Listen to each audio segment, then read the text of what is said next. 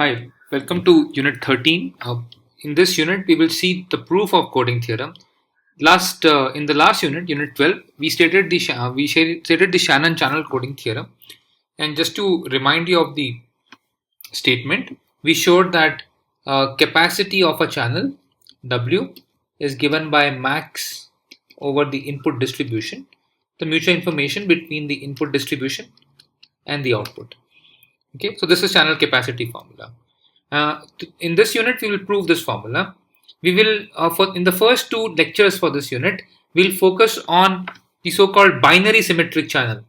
Remember, the binary symmetric channel has a binary input 0, 1 and a binary output 0, 1, and each transmitted bit 0 or 1 is flipped with probability delta and sent correctly with probability 1 minus delta. That's why it's binary symmetric channel, because the probability of flipping is symmetric for 1 and 0. So no matter if you have a 1 or 0, the flipping probability is the same. So that's what binary symmetric channel is. And what we saw about binary symmetric channel was that the capacity, so this is the channel BSC delta, binary symmetric channel with flip over probability delta. And we saw that for this BSC delta channel, the capacity is given by 1 minus H delta. So before I prove this theorem, the capacity theorem, Shannon's channel coding theorem, I'll show this special case for binary symmetric channel. I'll show that for binary symmetric channel, capacity is 1 minus binary entropy of delta. Okay. So as I mentioned, such a proof has two parts. The upper bound part where you give the lower bound part where you give a scheme. So the so-called achievability part where you give a scheme that attains this rate asymptotically, and the converse part, the upper bound in this case, which will show that no matter what you do, you cannot exceed this rate ever. Okay. So we will begin with the upper bound part, and I'll present a specific bound which is called the sphere packing bound. So that's what we'll do in this lecture. We'll present the sphere packing bound for binary symmetric channel. So let me begin by presenting the simple idea of the sphere packing bound. Right. So let's think of a code. So the main idea behind the sphere packing bound. This is the heuristic idea.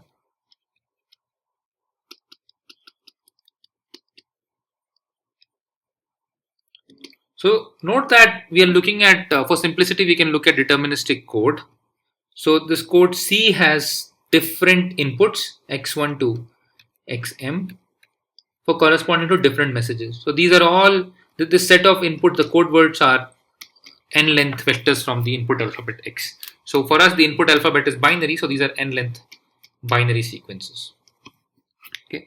So when this sequence is sent, when xi is sent with large probability,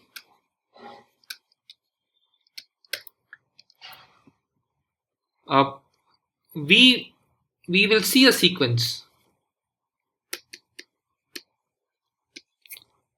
yn. This is a random variable which is close to xm. Okay, which is close to xi,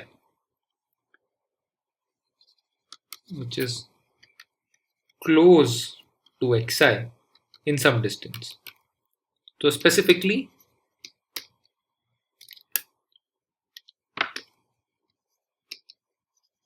so this yn also has yn also is a binary sequence, and if you look at the number of bits that differ between xi and yn, the number of bits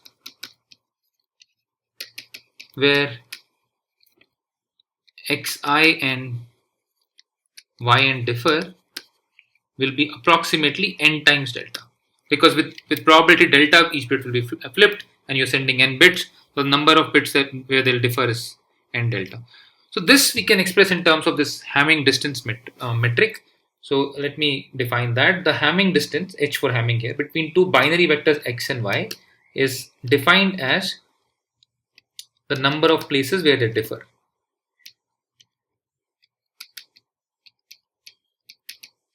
Okay, this is the Hamming distance between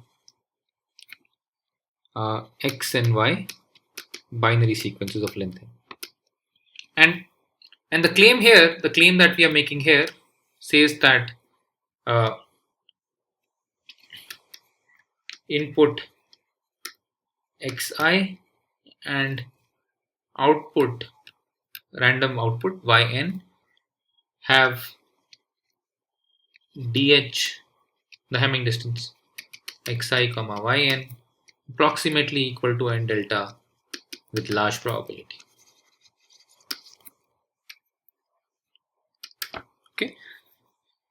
Okay, so we can draw a picture. Our input set xn, if I'll use a different color. So our input set xn, we have selected these sequences x1, x2, xm, and for the decoding side,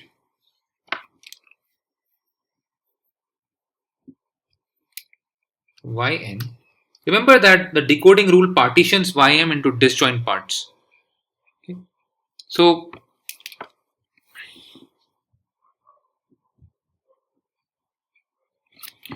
each xi, when this is sent, it will spread into a ball of radius sort of n delta. So I'll call this Hamming ball of radius n delta with x1 as center. Okay, so this is the set of those points y such that the Hamming distance between xi and y is less than equal to n delta.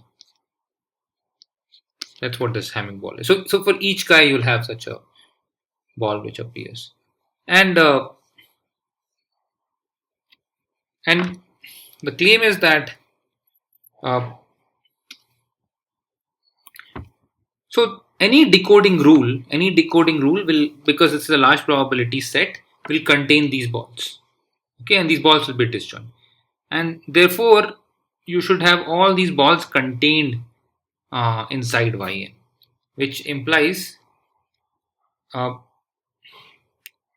sets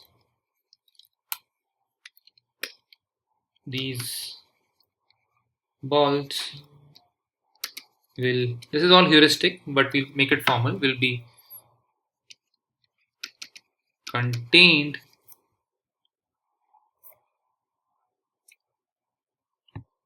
these balls will be contained in the disjoint decoding sets, dm corresponding to the set of those sequences y for which the decoder maps y to m. Okay, so this implies that if you add all of these disjoint balls, summation over m equal to 1 to m, okay, cardinality of these balls. So this is the Hamming ball of radius n delta around xi. So that's the set, and this is the cardinality of the set. This must exceed this, but remember that. So what is the cardinality of this Hamming ball? These are all the points which are at a distance n delta from xi. How many points are there? That the number of points is exactly equal to. This is all, by the way, this rough argument. So the number of points here is exactly equal to, how many points are there in any such balls? That's n choose n delta. Okay, doesn't matter what xi is. So this is m times n choose n delta, and we saw earlier that n delta is, n choose n delta is 2 to the power minus n binary entropy of delta.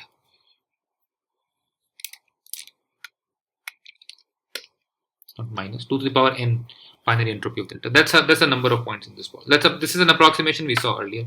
You can argue this from method of types as well. Therefore,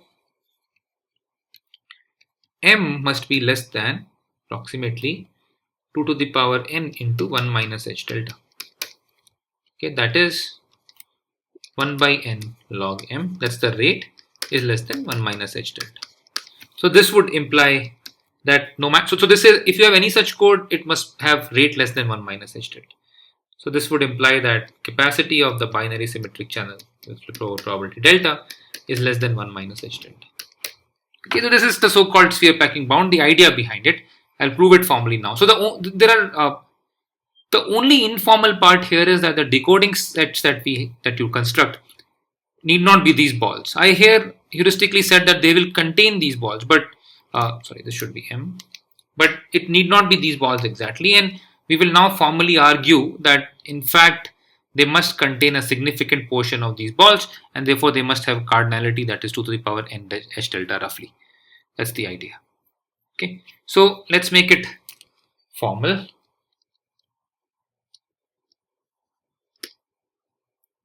So more formally, so first step, we convert this average probability of error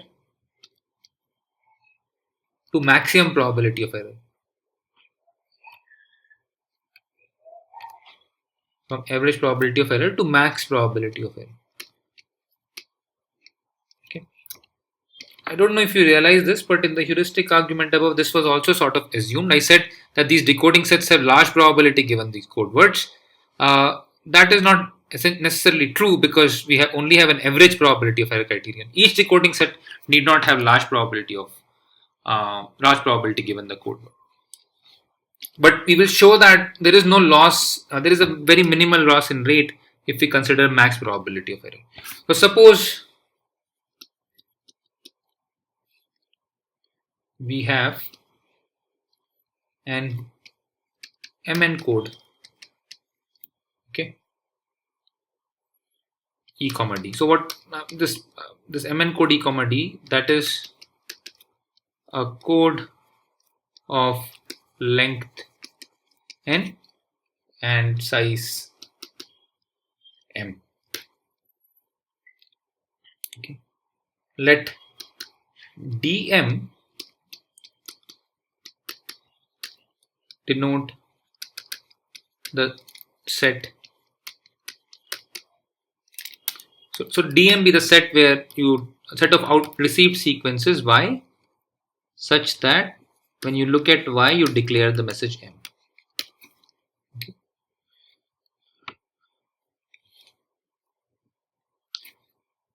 Then, if the average probability of error is less than equal to epsilon, we have average probability of error less than epsilon. Okay, this is the first step. So we have take the average over all the messages of the probability of error when message m is sent. So what's the probability of error when message m is sent? So your channel output will be a sequence in the correct case. The message m is sent means that you are sending e of m, the code word corresponding to m, but the channel output is in the complement of dm. That's when you are making an error. That's the probability of error. So we have this is less than equal to epsilon. Okay. So consider the set m prime of messages m such that this probability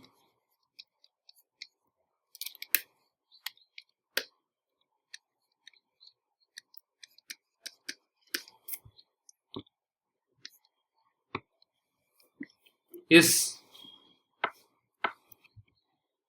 less than equal to 2 epsilon.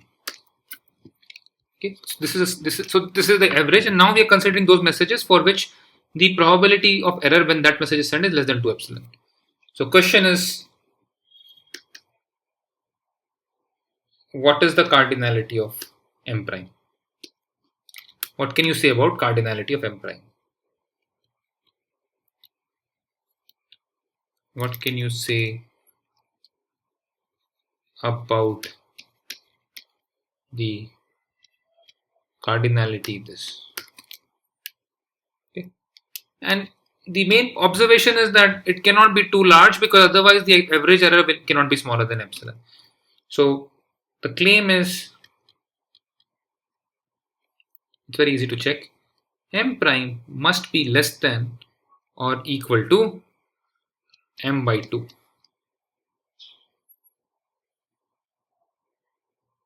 Sorry,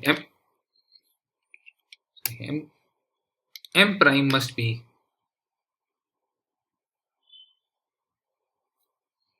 greater than or equal to M by 2. Okay, how do you show this? The number of messages here is at least M by 2.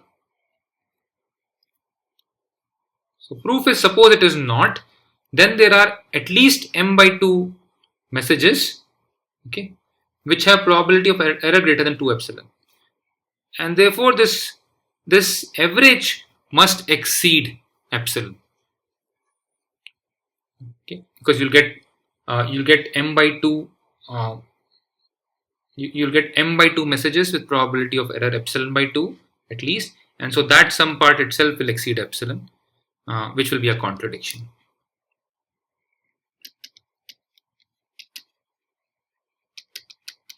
Since otherwise this hash cannot hold.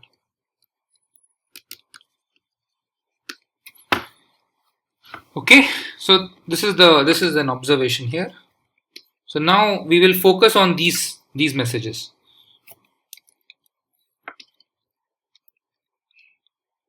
So from here on,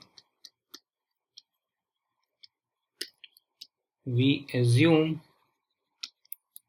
that we have a code of size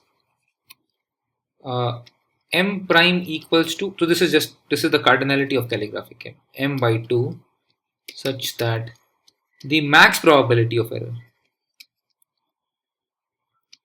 not the average. So each code word has this probability of error. Probability of error. What is the max probability of error? It's max over M in M prime, Wn of not declaring M when M is sent is less than equal to 2 epsilon. Okay, so we got, this was the first step. Now from average probability of error, we have moved to max probability of error. Okay, step 2.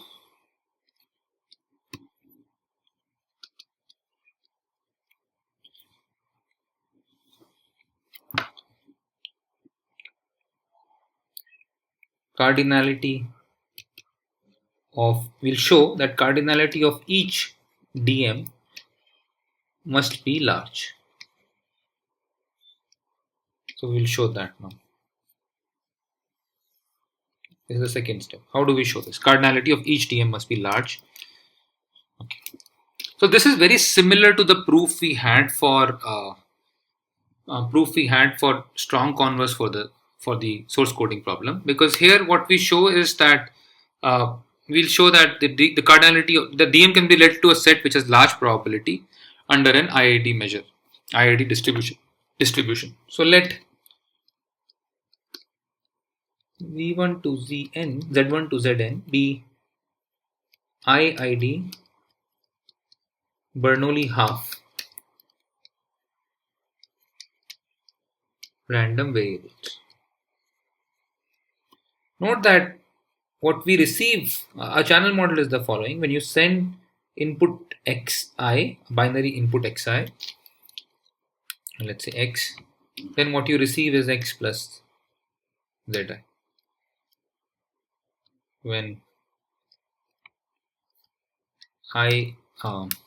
when x is sent in the ith channel use, and this I is between 1 and n. So this is just to remind you. So it's like, yeah, this should be Bernoulli not Bernoulli half, sorry, this should be Bernoulli delta. Yeah. So we flip with probability delta. Okay. So now, since Wn, so this is Wn of dm, Wn of dm, given em, this guy is greater than 1 minus 2 epsilon.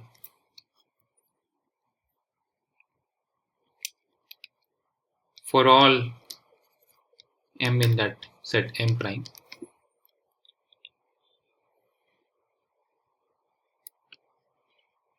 we get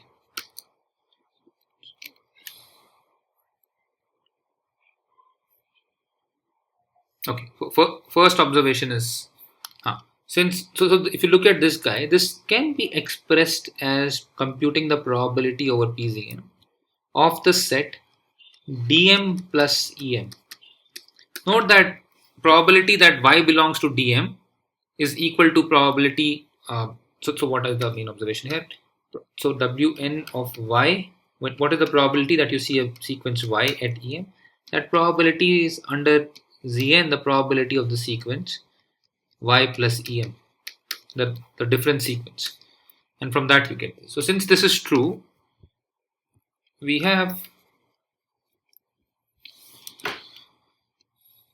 Pzn of dm plus em exceeds 1 minus 2 epsilon. Okay. Because these two are same, and then this is greater than 1 minus 2 epsilon, and this is true for all m in the new set that we formed. This is why we wanted to get a max probability requirement, and therefore these sets are sets of large probability under Zn. Now claim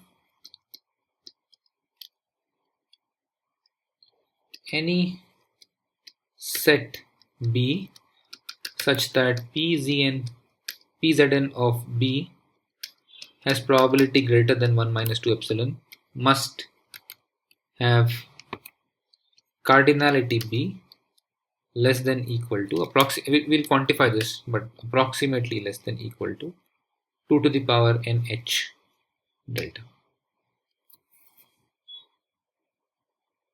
Sorry, must have cardinality at least 2 to the power nh delta.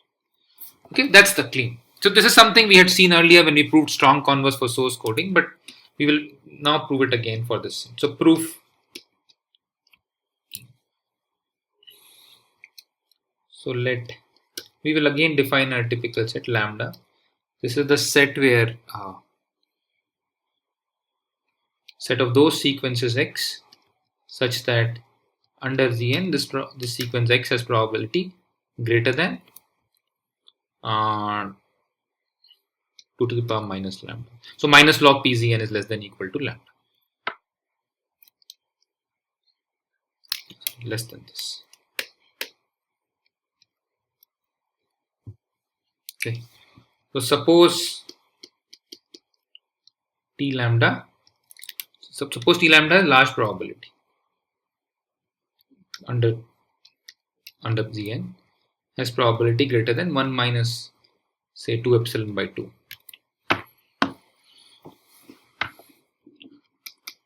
Then, by the way, because we see a 2 epsilon here, you can assume that epsilon is less than half. You need to assume that for this proof. So it's for small epsilon, less than half. So suppose this is true, then if you look at Pzn of T lambda intersection B, this set must have probability greater than, this is the union bound that we have seen earlier, Pznb minus 1, which is greater than, this is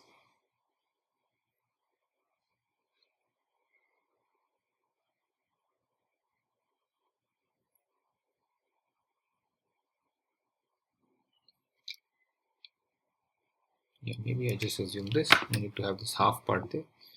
So you get 1 minus 4 epsilon. Okay, so this will be 1 minus 4 epsilon. There's no reason to have this as 2 epsilon. You can make it delta. I'm just keeping the same probability here. Okay, right. So that's the probability lower bound you get. But probability of this guy is less than equal to, because each sequence here has probability less than 2 to the power minus lambda, because they're all in t lambda, 2 t lambda times this intersection. So that's less than this. For cardinality of B must be greater than 1 minus 4 epsilon times 2 to the power lambda. Okay, that's the bound. So now we have to find a lambda such that this holds with large probability. So we call this something. So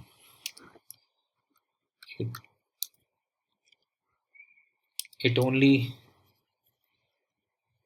remains to find a lambda that satisfies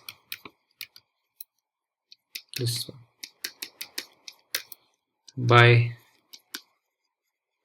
Chebyshev's inequality. This is something we have been doing again and again. Lambda equal to, what is that? It's the, so t lambda has this, so you take its log. So log of this guy is sum of IID random variables, and we want, so this is log minus log p z and p z in x. We want it to be greater than lambda. Okay, so this is summation I equal to 1 to n log p z xi, and its expected value is n times binary entropy of this noise of z, binary entropy of z, that is n times h delta, and you want it to be more than this with large probability, so you would like to keep it smaller than the mean. So minus something that depends on the mean, the square root n variance, and you want some probability 1 minus 2 epsilon. So that's what you get here. This variance is the variance of the entropy density. Okay. Alright, this is some square root n back off, and this is some very bad dependence on error, but we don't care about it in this proof. It satisfies. So lambda equal to this satisfies, therefore cardinality of B must exceed 1 minus 4 epsilon 2 to the power n h delta minus some constant times square root n. Right? This constant is not important for us. So the constant depends on epsilon and on delta, but not important for us. Okay, so that's the lower bound we got. So B must exceed this. Now, remember our heuristic where we were talking about this ball, and the reason we were talking about this having balls was because we had exact handle over the cardinality. Turns out that the decoding set that you have here for your set yn, you divide it into different decoding sets, d1, d2, dm. These are not necessarily Hamming balls, but still most of them, at least half of them, have cardinality larger than 2 to the power nh delta, just like Hamming ball. That's the result here. This is cardinality for dm plus em. So this is my proof of my claim. Okay, this claim here. Now since we already have that dm plus em is a large probability set, therefore cardinality of dm plus em must exceed 1 minus 4 epsilon times 2 to the power n h delta minus some constant times square root.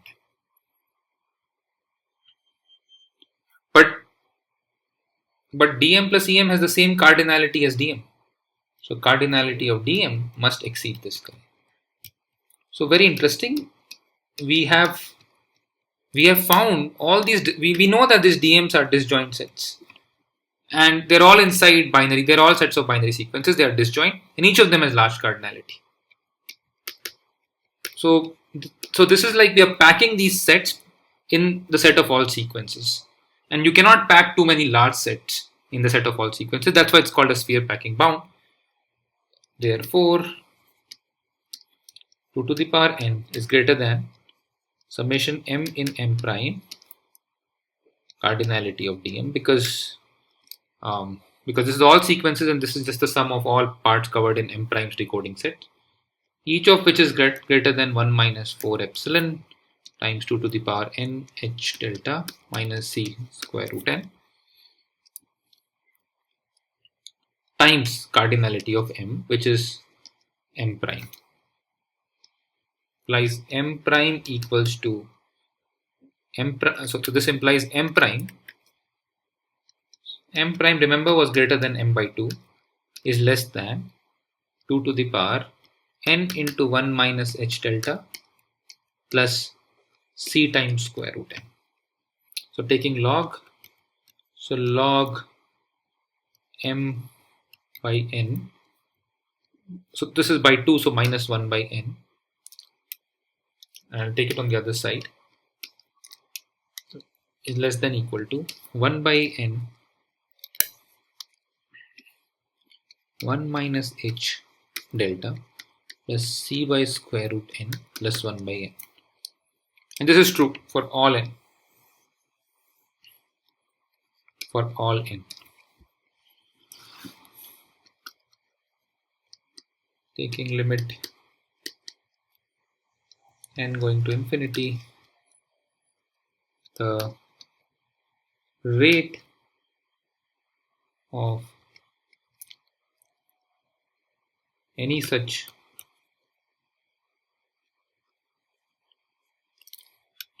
so remember, if a rate r is achievable, if rate r is epsilon achievable, if rate r is epsilon achievable for epsilon less than 1/4. I need 1/4 here because I have a factor of 4 in my, because this is, I was very liberal with these factors. You can do better than this also. This de-randomization, think about it. This de-randomization we did, we chose a top half guys and we lost a factor of half. You may not want to lose this factor of half. Rather, you will have some epsilon dependence here. Perhaps it's a sort of a difficult question, but you can try to think of what is that factor that you can get so that this proof will work for all epsilon between 0 and 1 and not just less than 1 by 4. If rate r is epsilon achievable for this, then r must be less than equal to 1 minus h delta. And this implies that the capacity for BSC delta must be less than equal to 1 minus h delta. Okay, this is the sphere packing bound. Okay, just to quickly review, the first step was to claim that there is a code of roughly the same rate, okay, because you just have half the code words thrown, that doesn't change rate by much, which satisfies the maximum probability of error criterion. But then we notice that if you look at this different set of dm and em, which is a set of same cardinality as dm, that set has large probability under this Bernoulli delta IID sequence, and therefore this set must have cardinality greater than 2 to the power nh delta. But DMs are disjoint sets and they all have cardinality greater than 2 to the power nh delta, and they're all sets of binary sequences, so no more than 2 to the power n such sequences, and therefore you cannot have too many such disjoint sets. You cannot have more than 2 to the power n into 1 minus h delta such sets. So that's the upper bound, the converse bound. You cannot, no matter what you do, you can never exceed this 1 minus h delta. This bound is called the sphere packing bound. Well, we are not actually packing spheres, but we are packing sets which have similar cardinality as Hamming spheres of radius n delta. Okay, so and we are packing them. Packing is basically disjoint. A packing comprises disjoint sets inside a larger set. So this is a packing inside 2 to the power n binary sequences of length n. Okay, so that's the proof that the capacity for binary symmetric channel is less than or equal to 1 minus h delta. In the next lecture, we will see how to construct codes which attain this rate 1 minus h delta asymptotically. See you in the next lecture.